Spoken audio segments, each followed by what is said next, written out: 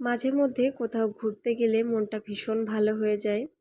গত কিছুদিন আগে আমি একটা মেলাতে গিয়েছিলাম ঘুরতে। তো ওই মেলাটা অনেক দিন যাবত হচ্ছে, মানে এখনো পর্যন্ত আছে। তো গতকাল রাত্রে আমার হাজব্যান্ড অফিস থেকে বাসায় আসার পরে বললো, চলো আজ আবার একটু ঘুরে আসি। তো তারপরে দুইজনে বের হয়ে গেলাম। আর এখানে যাওয়ার পর দেখলাম এই বাচ্চাটা কিছু একটা খাচ্ছিল, মানে ধোঁয়া বের হচ্ছিল। তো পরে আমি ওখানে যে জিজ্ঞাসা করলাম, তো ওটা বললো যে নাইট্রোজেন গ্যাস দিয়ে একটা খাবার তৈরি করে, মানে ছোট ছোট যে মামাগুলা পাওয়া যায় ওইগুলা দিয়ে আর কি ওরকম তৈরি করে। ওইটা খাওয়ার পরে ওরকম ধোঁয়া বের হয়। তো আমাকে বলছিল যে তুমি কি ট্রাই করবা? আমি বলছি না, আমি ওসব খাবো না, কেমন কি জানি। পরে আমি আর ট্রাই না করেই চলে গিয়েছিলাম ওখান থেকে। আর এখানে অনেক খাওয়া দাওয়া করার জন্য, মানে খাবার দাবারের স্টল ছিল।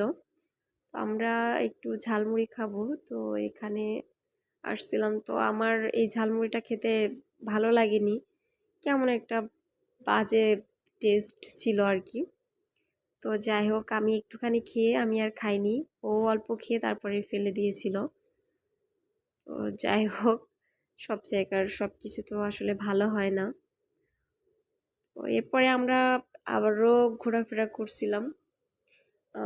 গতকাল আর কিছুই কিনিনি, ভালো লাগছিল না। তো পরে ভাবলাম চলো এখান থেকে চলে যাই। তো এই ক্লিপটা আগের বার যখন গিয়েছিলাম তখন নিয়েছিলাম। তো এবারও যাওয়ার পরে আসলে খেয়েছিলাম আখের রস, কিন্তু আমি ভিডিও করতে ভুলে গিয়েছিলাম।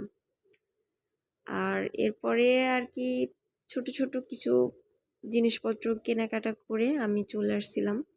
আর আগের দিন যে মাটির পুতুল কিনেছিলাম সেটা এখান থেকে নিয়েছিলাম। তো এবার যে আর কিছু কিনিনি, শুধু ভিডিও করে নিয়ে চলে আসছি।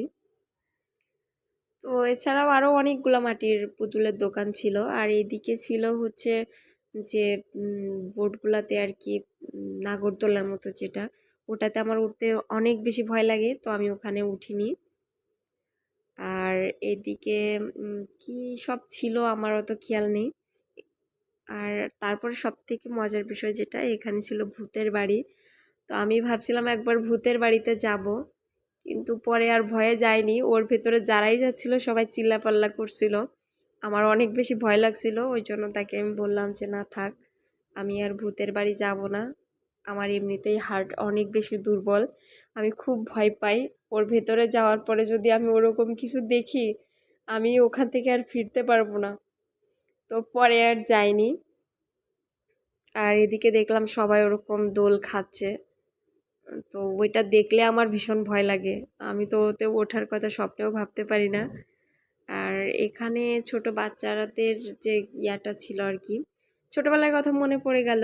ছোটবেলায় এরকম ঘোড়ার পিঠে উঠে ঘুরতাম কোথাও ঘুরতে গেলে। এখন তো বড় হয়ে গিয়েছি, তাই ওটা আর আমাদের জন্য নেই। তো যাই হোক, এই ছিল সেই ভূতের বাড়ি। তো সবাই ভালো থাকবেন।